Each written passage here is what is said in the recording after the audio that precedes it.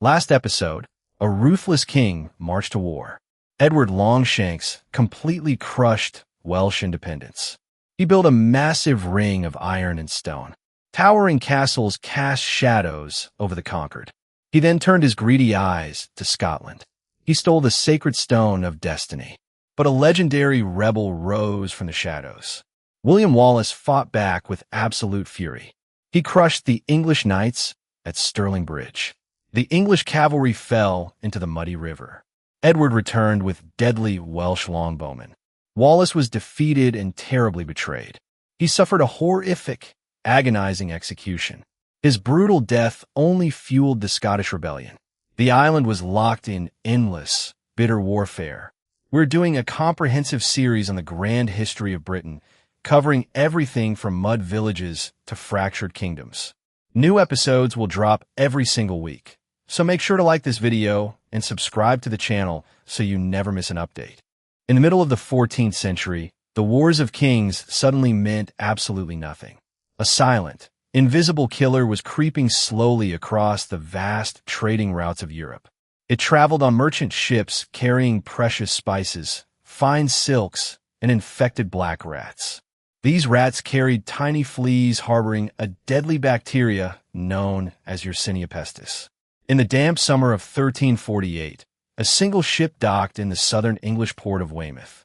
A weary sailor stepped onto the docks, unknowingly bringing the apocalypse to the British Isles. The deadly bacteria immediately jumped from the black rats to the local human population. The infection spread inland with terrifying, unprecedented speed along the dirt trading roads. Within a few short weeks, the local townspeople began to exhibit horrifying, unexplainable symptoms. It started with a sudden, raging fever and absolute physical exhaustion. Then, painful, egg-sized swellings called buboes appeared on the neck, armpits, and groins of the victims. These swellings eventually turned completely black and began to ooze foul-smelling blood and pus. Dark, bruised spots appeared all over the skin, signaling internal bleeding and imminent death. The victims suffered unimaginable agony, often coughing up blood as the infection spread to their lungs.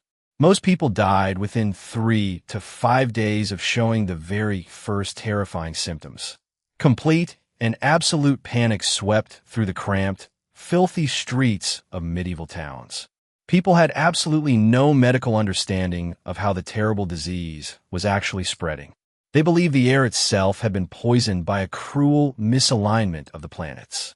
Others thought it was a direct, terrifying punishment from an angry god for their worldly sins.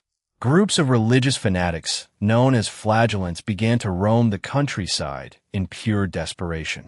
They whipped their own bare backs with heavy leather straps to beg for divine mercy. Desperate civilians burned massive piles of fragrant herbs in the streets to drive away the bad air. Physicians advised the terrified public to avoid bathing, thinking open pores would let the sickness inside.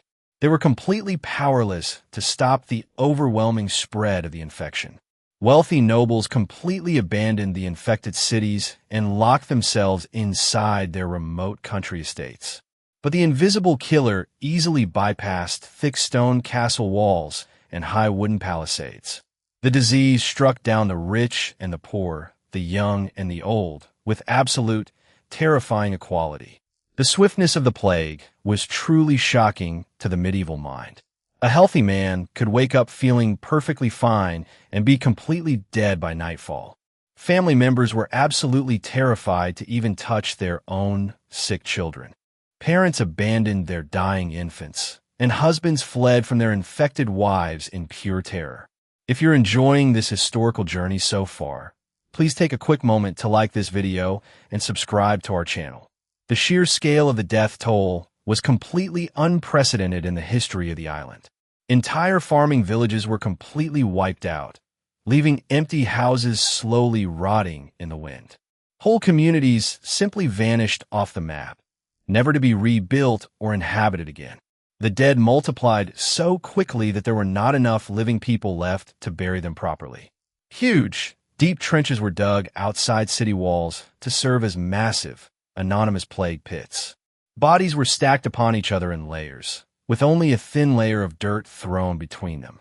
The traditional, sacred funeral rites were completely abandoned due to the sheer volume of corpses. The Catholic Church suffered massive casualties because brave priests visited the dying to give last rites. When these dedicated holy men died, they were often replaced by uneducated, deeply inexperienced monks. Monasteries that were once vibrant centers of learning became entirely silent ghost towns.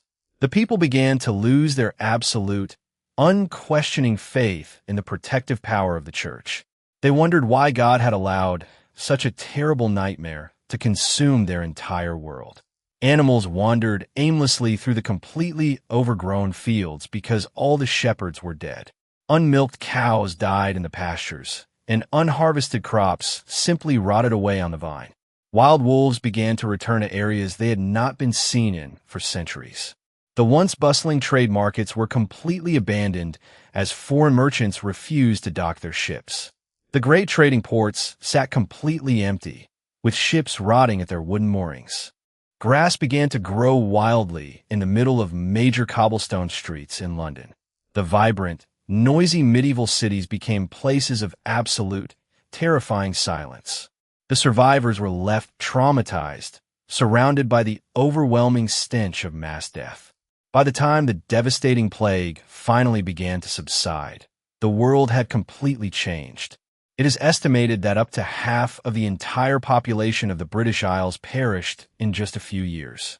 This massive, catastrophic loss of human life created a completely unexpected economic crisis for the nobility. Before the plague, the wealthy lords had absolute control over the massive population of desperate peasants. There had always been more poor farmers than there was land for them to actively cultivate. But now, there was a severe, desperate shortage of manual labor to work the vast agricultural estates. For the very first time in history, the surviving peasants realized they held immense economic power. The fields still needed to be plowed, the grain still needed to be harvested, and the lords were desperate.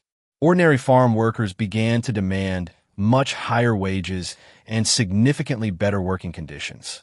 If a lord refused to pay, the peasant would simply pack up and walk to a rival estate that would. The strict, inescapable chains of the medieval feudal system were suddenly cracking under economic pressure. The terrified English government quickly passed the harsh statute of labors to artificially freeze peasant wages. They legally ordered every peasant to accept the exact same low wages they were paid before the plague.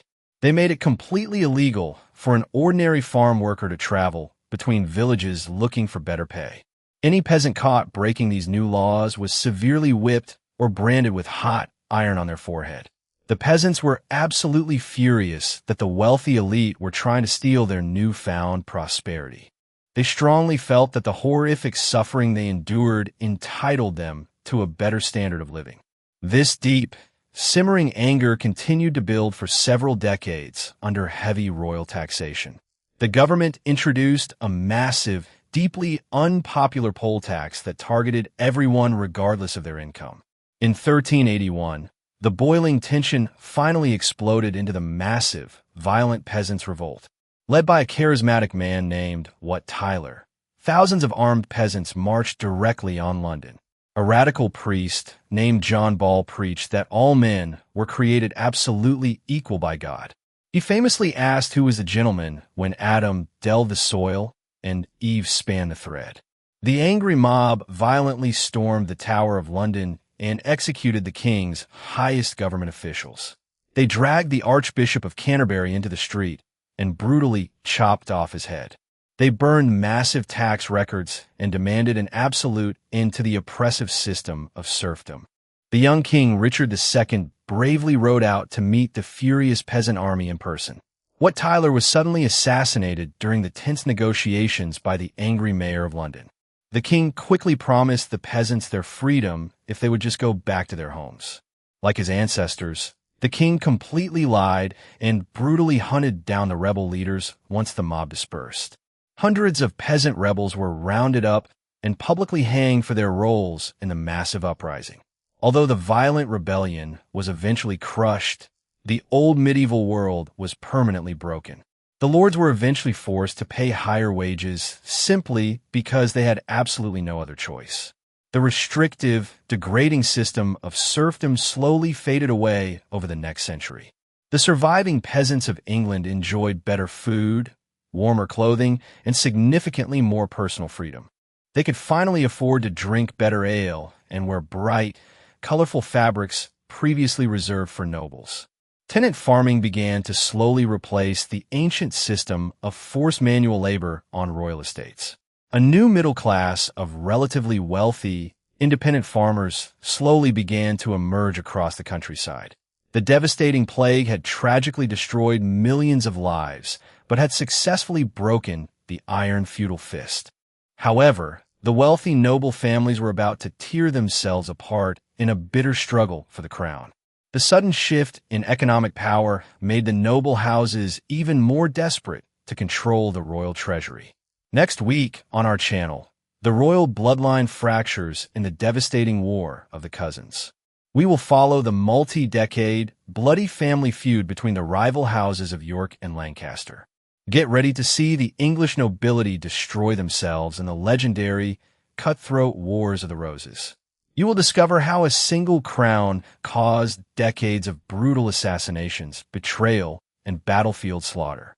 If you enjoyed this animated journey through plagues and rebellions, hit that like button right now to show your support. Make sure to subscribe to our channel, Stickman Chronicles, so you are first in line when the next episode drops. Thank you for watching. Keep exploring the past, and we will see you right here next week for the ultimate showdown.